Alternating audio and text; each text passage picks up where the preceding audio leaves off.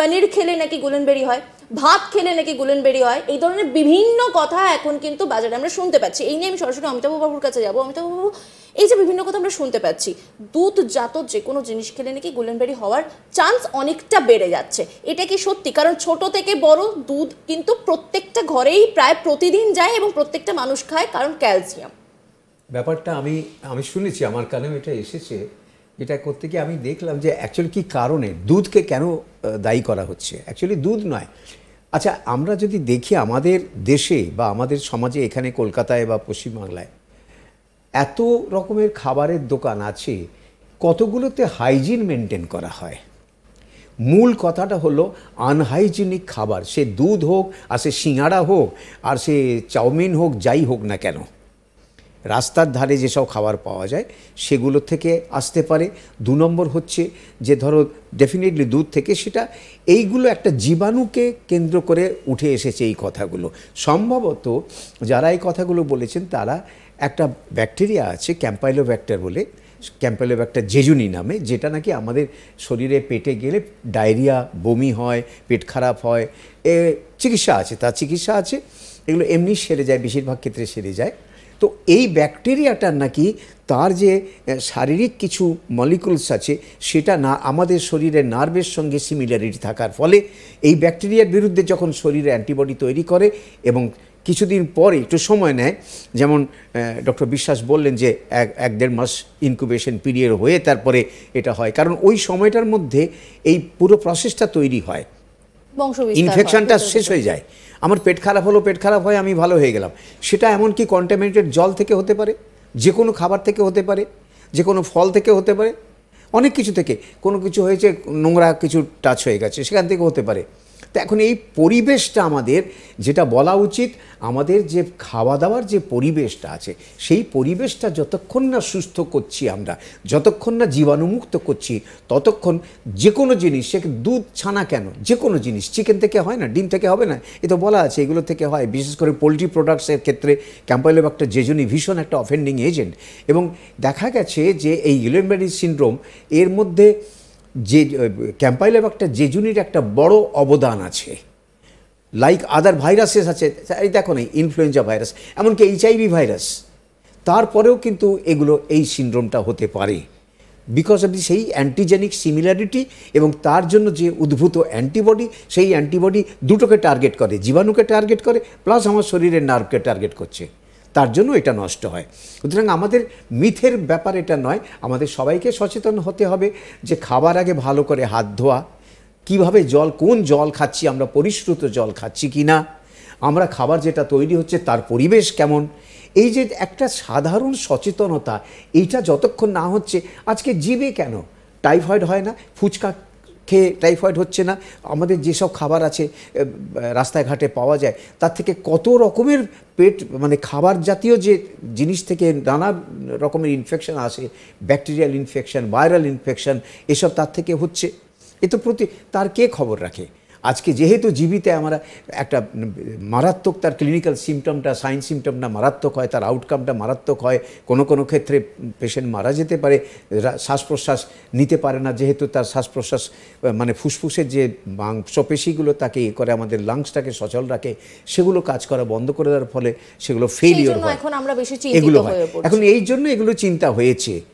আর এইগুলো তো আজকে যখন এই বিষয়টা আলোচনা করছি, আমার মতে আমরা টোটাল সামগ্রিকভাবে আমাদের জীবাণুর যে পরিবেশ, আমাদের খাওয়া দাওয়ারের যে পরিবেশ, সেই পরিবেশটা নিয়ে সচেতনতার আলোচনা করা হচ্ছে। হাইজিন যদি আমরা মেইনটেইন করতে পারি তাহলে এই ধরনের যে কোনো রোগ থেকে আমরা অনেকটা দূরে থাকবো। আমি আবারও সিদ্ধার্থ বাবুর কাছে যাবো। সিনড্রোমটা কি, মানে যেটা দেখলে আমাদের একটু সচেতন হওয়া প্রয়োজন। এবার চিকিৎসকের, মানে যেটা হয় আমাদের বাড়িতে কি, একটা সামান্য যদি কিছু একটা হয় তখন আমরা ভাবি না ঠিক আছে একটা ওষুধ দোকান থেকে কিনে এনে খেয়ে নিই, প্রথমেই এটা এখনো পর্যন্ত কিন্তু অনেকেই করে থাকেন। কিন্তু কোন সিমটম দেখলে আমাদের ভাবতে হবে না এটা গুলেনবেরি হতে পারে, আমাদের চিকিৎসকের পরামর্শ নেওয়া উচিত? যখন এই সাডেন অনসেট, মানে হঠাৎ 2 হাত পায়ে ঝিনঝিন ধরছে, একটু অসাড় হয়েছে, ব্যথা করছে হঠাৎ, মানে 1-2 দিনের মধ্যে, অ্যান্ড প্লাস হাতে কমজোর, পা কমজোর, হাঁটতে অসুবিধা হচ্ছে, একটু ডিসব্যালেন্স হচ্ছে, অ্যান্ড গিলতে অসুবিধা হচ্ছে, নিঃশ্বাস নিতে কষ্ট হচ্ছে, কিংবা চোখ বন্ধ হচ্ছে না, কিংবা চোখে ডবল ডবল দেখছে, এইসব ব্যাপার, নিঃশ্বাস নেওয়াটা খুব ইম্পর্টেন্ট জিনিস, সেটাতে যদি কষ্ট হয় তখনই ডাক্তারের কাছে যাওয়া উচিত যে হ্যাঁ এটা জিবিএস কি না। কেননা সেটা চান্স ফার্স্ট হচ্ছে, আগে ছিল পোলিওমাইলাইটিস খুব কমন ছিল, এখন পোলিওমাইলাইটিসকে ছাড়িয়ে গেছে জিবিএস, কারণ পোলিওমাইলাইটিস অলমোস্ট নির্মূল হয়ে গেছে। জিবিএসটা যেহেতু ট্রিটমেন্ট আছে, অ্যান্ড আর্লিয়েস্ট ট্রিটমেন্ট 2 সপ্তাহের মধ্যে চালু করা উচিত, যত তাড়াতাড়ি ট্রিটমেন্ট করা হবে তত তাড়াতাড়ি ও ইমপ্রুভ করবে। অ্যান্ড যেহেতু ট্রিটমেন্ট আছে, এটা আগে জানা উচিত যে হ্যাঁ এরকম প্যারালিসিস কিংবা এরকম হাত পায়ে ঝিনঝিন করছে, গিলতে, রেসপিরেটরি, এইসব জায়গায় সঙ্গে সঙ্গে ডাক্তারের কাছে যাওয়া উচিত। অ্যান্ড ওই ডাক্তার যদি মনে করেন যে হ্যাঁ এই সব সিমটম আছে, জিবিএস হয়, তাহলে ভর্তি করে নেওয়া উচিত। অ্যান্ড ইনফ্যাক্ট সেই সব হাসপাতালে যাওয়া উচিত যেখানটা আইসিসিউ ফ্যাসিলিটি আছে অ্যান্ড ভেন্টিলেটর ফ্যাসিলিটি আছে। কেন মেডিসিন যে কোনো জায়গায় দেওয়া যেতে পারে, কিন্তু ওরা যে টেম্পোরারি রিকভারি হওয়ার পর্যন্ত যদিও ওষুধ দেওয়া হয়, কিন্তু ইমিডিয়েটলি তো রিকভারি হয় না, অনেক সময় লাগে। আর ইনফ্যাক্ট আমরা বেসিক রোগটা, যে নার্ভটা যে ড্যামেজ হয়ে গেছে, সেটা তো আমরা রিকভার করছি না। আমরা রিকভার করছি যে অ্যান্টিবডি যেটা তৈরি হয়েছে, যেটা চিনতে পারছে না, যেটা নিজস্ব কি এটা পরের কে এফেক্ট হবে, সেই পেরিফেরাল নার্ভটাকে যে ড্যামেজ হয়ে গেছে, সেই অ্যান্টিবডিগুলোকে আইদার নিউট্রালাইজ করবে বাই আইভিআইজি, কিংবা ওটাকে সরিয়ে নেবে বাই প্লাজমা এক্সচেঞ্জ। এই দুটো প্রসেসে আমরা যখন অফেন্ডিং জিনিসটা, যে অ্যান্টিবডিটা অটো অ্যান্টিবডি বলে, অটো ইমিউন অ্যান্টিবডি বলে, সেটা যদি সরিয়ে নেওয়া যায়, তাহলে নার্ভ অটোমেটিক্যালি আস্তে আস্তে ইমপ্রুভ করে যাবে। তাও ছাড়াও কিছু কিছু কেস যখন নার্ভ আমাদের যেটা আছে, যদি আমি ধরি এই নার্ভ যদি থাকে, এই নার্ভের মধ্যে লাখো লাখো নার্ভ ফাইবার আছে। সেই নার্ভ ফাইবারের মধ্যে যেরকম আমাদের ইলেকট্রিক তার থাকে, একটা তার থাকে, আর তার ইনসুলেশন থাকে। ওই ইনসুলেশনটাকে সবটাকে অ্যাটাক করে। অ্যান্ড ওই ইনসুলেশন যেহেতু অ্যাটাক করে, নার্ভগুলো বেয়ার হয়ে যায়, একদম মানে কপার ওয়্যারের মতন বেরিয়ে আসে, কিংবা অ্যালুমিনিয়াম ওয়্যারের মতন বেরিয়ে আসে, সেগুলো কাজ করতে পারে না, সেই জন্য প্যারালিসিসটা হয়। অ্যান্ড প্রত্যেকটা নার্ভের মধ্যে, আমাদের মিডিয়ান নার্ভ, আলনার নার্ভ, প্রত্যেকটা মানে লাখো লাখো নার্ভ আছে। এই যে ইনসুলেশনটা খারাপ হয়ে যাওয়ার জন্যই যে প্যারালিসিস হচ্ছে, সেটা রিকভারেবল ইজিলি। যদি আরও যদি সিরিয়াস আমরা ওয়েট করি, অ্যাক্সনটাও আমাদের খারাপ হয়ে যায়, যেটা কপার ওয়্যারটা, তখন সেটা রিকভারি করা ডিফিকাল্ট হয়ে যায়, কিন্তু তাও রিকভার হয়ে যায় যদি সময় দেওয়া যায়। বেশ, আমি অমিতাভবাবুর কাছে আরেকবার যাবো, যে কথাটা বললেন সিদ্ধার্থবাবু,